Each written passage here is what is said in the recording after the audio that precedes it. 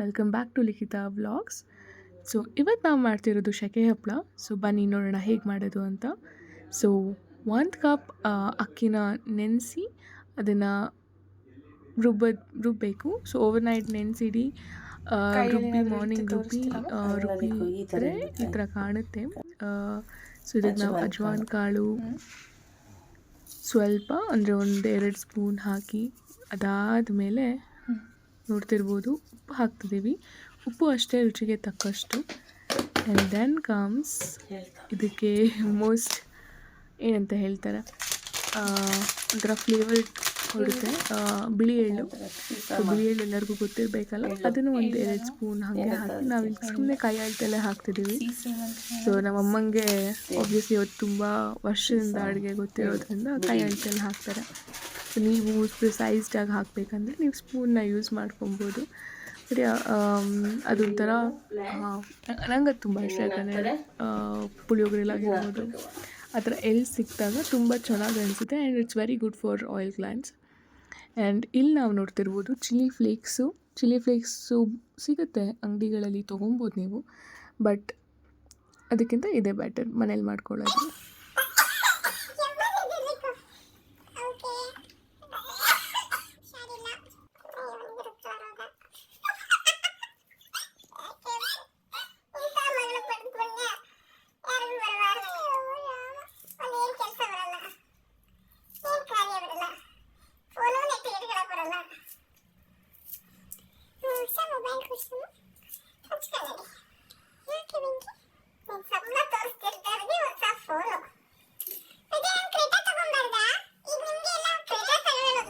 So ಇಲ್ಲಿ ನಮ್ಮ ಒಂದು ಫನಿ ಕಾನ್ವರ್ಸೇಷನ್.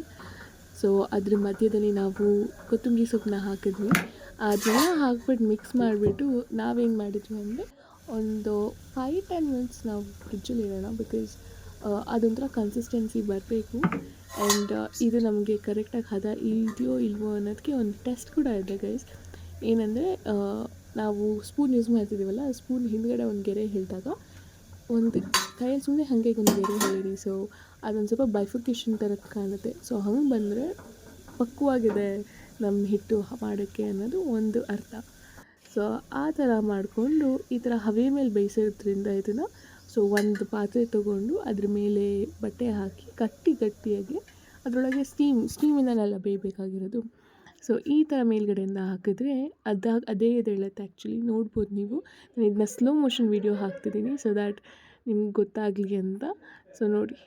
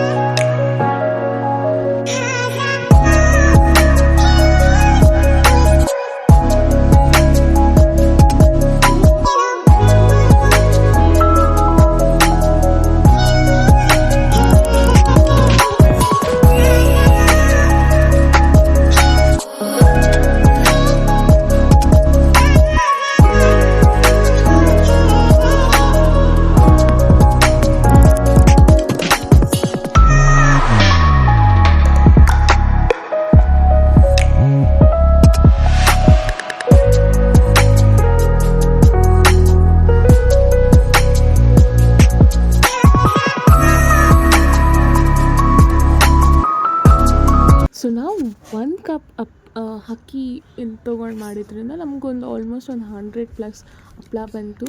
ರೀಸೆಂಟಾಗಿ ನಾನು ಯಾವುದೋ ಒಂದು ಯೂಟ್ಯೂಬಲ್ಲಿ ನೋಡಿದ್ದು, ಧಾರಾವಿಯಲ್ಲಿ ಮಾಡಿ ಒಂಥರ ಕಮರ್ಷಿಯಲೈಸ್ಡ್ ಟಾಪ್ ಬ್ರ್ಯಾಂಡ್ಸ್ ಅಂತಾರಲ್ಲ ಹಪ್ಪಳದಲ್ಲಿ, ಅವೆಲ್ಲ ಅಲ್ಲಿ ಮಾಡ್ಕೊಂಡು ಬರೋದು. ಸೊ ನನಗೆ ನೋಡಿದಾಗ ಬೇಸಿಕ್ಲಿ ಒಂದು ಕ್ವೆಶನ್ ರೈಸ್ ಆಯಿತು, ಕ್ಲೀನಾಗಿರುತ್ತೋ ಇರೋದು ಅಂತ. ಸೊ ಆನ್ ದ್ಯಾಟ್ ಬೇಸಿಸ್ ನನಗೆ ಏನು ಅನಿಸುತ್ತೆ ಅಂದರೆ ಮನೇಲಿ ಮಾಡ್ಕೊಳ್ಳೋದು ತುಂಬಾ ಬೆಟರ್ ಅನಿಸುತ್ತೆ. ಸೊ ಆ ಥರ ಶೆಕೆ ಹಪ್ಪಳ ಮಾಡಿ ಆಚೆ ತಂದು ಬಿಸಿಲೇನು ಚೆನ್ನಾಗೇ ಬರ್ತಿತ್ತಲ್ಲ, ಸೊ ಆಚೆ ನಾವು ಒಂದು ಬಟ್ಟೆ ಮೇಲೆ ಹೀಗೆ ಒಣಗಾಕ್ತಿದ್ವಿ. ಸೊ ಈ ಥರ ಇರುತ್ತೆ, ಒಂದು ಸ್ವಲ್ಪ ಟ್ರಾನ್ಸ್ಪರೆಂಟ್ ಇರೋಲ್ಲ. ಬಟ್ ಟ್ರೈ ಆದಮೇಲೆ ನಾನು ತೋರಿಸ್ತೀನಿ ಹೆಂಗೆ ಕಾಣುತ್ತೆ ಅಂದರೆ ಫುಲ್ಲಿ ಟ್ರಾನ್ಸ್ಪರೆಂಟ್ ಥರ ಕಾಣುತ್ತೆ. ಸೊ ನಿಮ್ಮ ಕೈ ಕೆಳಗಡೆ ಇಟ್ಕೊಂಡ್ರೆ ಕೈ ಕೂಡ ಕಾಣಿಸುತ್ತೆ ಅದ್ರ ಥ್ರೂ. ಸೊ ಚೆನ್ನಾಗಿ ಡ್ರೈ ಆಗಬೇಕು ಬೇಸಿಕ್ಲಿ ಹಪ್ಳ ಮಾಡಾದ್ಮೇಲೆ.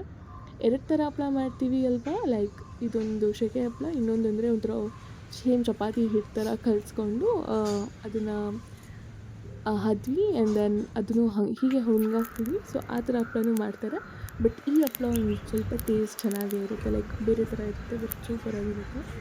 ಸೊ ಈ ಥರ ಒಣಗಾಕಿ ಸ್ಟೋರ್ ಮಾಡ್ಕೊಬೋದು ನೀವು ಎಷ್ಟೇ ಡೇಸ್ ಅದನ್ನು, ಲೈಕ್ ಯು ಕ್ಯಾನ್ ಸ್ಟೋರ್.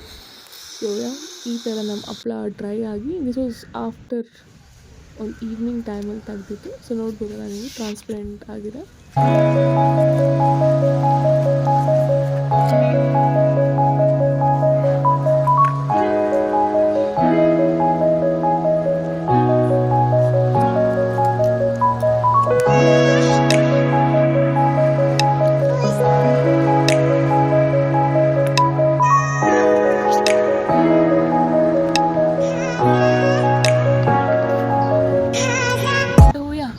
ಮಾಡಬೇಕಂದ್ರೆ ಈ ಥರ ಹಪ್ಪಳನ ಆಲ್ಮೋಸ್ಟ್ ಒಂದು 3-4 ದಿವಸ ಚೆನ್ನಾಗಿ ಬಿಸಿಲಲ್ಲಿ ಒಣಗಿಸಿ, ಬಿಕಾಸ್ ನಿಮಗೆ ಶೆಲ್ಫ್ ಲೈಫ್ ಜಾಸ್ತಿ ಬೇಕಂದರೆ ಬಿಸಿಲಲ್ಲಿ ಒಣಗಲೇಬೇಕು. ಸೊ ನೀವು ಸ್ಟೋರ್ ಮಾಡ್ಕೊಬೋದು, ಎಷ್ಟೇ ತಿಂಗಳು ಸ್ಟೋರ್ ಮಾಡಿದ್ರು ಏನೂ ಆಗಲ್ಲ. ಸೊ ನಾವು ಒಂದು 4 ದಿವಸ ಮಾಡಿದ್ವಿ. ಸೊ ಇದು ಆಲ್ಮೋಸ್ಟ್ ಒಂದು 3-4 ಡೇಸ್ ಆದಮೇಲೆ ಈ ಥರ ಆಗುತ್ತೆ ಹಪ್ಪಳ, ಫುಲ್ ಟ್ರಾನ್ಸ್ಪರೆಂಟ್ ಆಗಿರುತ್ತೆ. ಸೊ ಇದನ್ನು ನಾವು ಎಣ್ಣೆಲಿ ಕರಿಯೋಣ ಬನ್ನಿ. ಸೊ ನೋಡ್ಬೋದು ಹೇಗೆ ದೊಡ್ಡದಾಗುತ್ತೆ ಅಂತ. ಸೊ ನಾವು ಎಲ್ಲರಿಗೂ ಜ್ಞಾಪಕ ಇರುತ್ತೆ ಅನಿಸುತ್ತೆ, ಎಲ್ಲರೂ ಮೈಸೂರು ದಸರಾಗೆ ಹೋಗಿರ್ತೀರ ಅಲ್ವಾ. ಸೊ ಮೈಸೂರು ದಸರಾದಲ್ಲಿ ಮಸಾಲ ಪಾಪಡ್ ಅಂತ ಏನು ಸರ್ವ್ ಮಾಡ್ತಾರೋ ಸೇಮ್ ಅದೇ ಥರನೇ ಇರುತ್ತೆ. ಅದ್ರ ಮೇಲ್ಗಡೆ ನಿಮ್ಮ ಮಸಾಲಾಸ್ ಮತ್ತು ಮೇನ್ಲಿ ಖಾರ ಪುಡಿ ಮತ್ತು ಉಪ್ಪೆಲ್ಲ ಹಾಕ್ಕೊಂಡು ತಿಂದರೆ ಮಾತ್ರ ಸೂಪರಾಗಿರುತ್ತೆ. ಉಪ್ಪು ಕೆಲವ್ರು ಹಾಕ್ತಾರೆ, ಕೆಲವ್ರು ಹಾಕಲ್ಲ. ಬಟ್ ನಂಗೆ ಅದು 2 ಕಾಂಬಿನೇಷನಲ್ಲಿ ಇದ್ದರೆ ಆ ಹಪ್ಳದ ಫ್ಲೇವರ್ ಇನ್ನೂ ಜಾಸ್ತಿ ಆಗುತ್ತೆ. ಸೊ ಇದ್ರ ಮೇಲೆ ನೀವು ಕ್ಯಾರೆಟ್ ತುರಿ ಮತ್ತು ಮಸಾಲ ಥರ ಏನೇನು ಹೋಟ್ಲಲ್ಲೆಲ್ಲ ಹೆಂಗೆ ಮಾಡ್ತಾರೋ ಸೇಮ್ ಆ ಥರ ಮಸಾಲ ಮೇಲ್ಗಡೆ ಹಾಕ್ಕೊಂಡು ತಿಂದರೆ ಮತ್ತು ಸಖತ್ತಾಗಿರುತ್ತೆ. ಒಂಥರ ಬಾಯಲ್ಲಿ ಇಟ್ಟ ತಕ್ಷಣ ಮೆಲ್ಟ್ ಆಗುವಂಥ ಹಪ್ಳ ಅಂತಲೇ ಹೇಳ್ಬೋದು. ಸೊ ನೀವು ಟ್ರೈ ಮಾಡಿ ಗೈಸ್, ಚೆನ್ನಾಗಿರುತ್ತೆ. ಸಂಜೆ ಹೊತ್ತು ಈ ಬಿಸ್ಕೆಟ್ ಅದು ಇದು ಹಾಳು ಮುಳು ತಿನ್ನೋ ಬದಲು ಮನೇಲೇ ಮಾಡಿರೋ ಹಪ್ಳನ ತಿನ್ಬೋದು. ಸೊ ಹೀಗಿತ್ತು ನಮ್ಮ ಹಪ್ಳದ ಜರ್ನಿ. ಸೊ ಆಲ್ಮೋಸ್ಟ್ ನಾವು ಇದನ್ನು ಮಾಡೋದೇನಿಲ್ಲ, 1-2 ಡೇಸಲ್ಲಿ ಆಗುತ್ತೆ. ನೈಟ್ ನೆನೆಸಿಟ್ಟು ಬೆಳಗ್ಗೆ ರುಬ್ಕೊಂಡು ಅದಕ್ಕೆ ಏನೇನು ಬೇಕು ಅದನ್ನು ಹಾಕಿ ಒಂಥರ ಫ್ಲೇವರ್ಡ್ ಥಿಂಗ್ಸ್ ಎಲ್ಲ ಹಾಕಿ ಮಾಡೋದು ತುಂಬಾ ಚೆನ್ನಾಗಿರುತ್ತೆ. ಸೊ 1-2 ಡೇಸು ಮತ್ತು ಒಂದು ಬಿಸಿಲಲ್ಲಿ ಒಣಗ್ಸೋಕ್ಕೆ ಒಂದು 4 ದಿವಸ, ಒಂದು ವಾರದಲ್ಲಿ ನೀವು ಆಲ್ಮೋಸ್ಟ್ 1 ತಿಂಗಳು 2 ತಿಂಗಳು, ಅಂದರೆ ನೀವು ಡೈಲಿ ತಿನ್ನೋರಾದರೆ, ಅಂದರೆ ನಿಮ್ಮನೇಲಿ ತುಂಬ ಜಾಸ್ತಿ ಜನ ಇದ್ದರೆ ಲೈಕ್ ನೀವೊಂದು 2 ಕಪ್ ಹೋಗ್ಬೋದು. ಬಟ್ ನಿಮ್ಮ ಮನೇಲಿ ಲಿಮಿಟೆಡ್ ಪೀಪಲ್ ಇದ್ದರೆ, ಅಂದರೆ ಒಂದು 3-4 ಜನ ಇದ್ದರೆ, I think this suits better. So ಈ ಥರ ಆಯಿತು ನಮ್ಮ ವ್ಲಾಗ್. ಸೊ ನಿಮಗೆಲ್ಲರಿಗೂ ಇಷ್ಟ ಆಗಿದ್ದಲ್ಲಿ ಲೈಕ್, ಶೇರ್ ಹಾಗೂ ಸಬ್ಸ್ಕ್ರೈಬ್ ಮಾಡಿ. ಧನ್ಯವಾದಗಳು.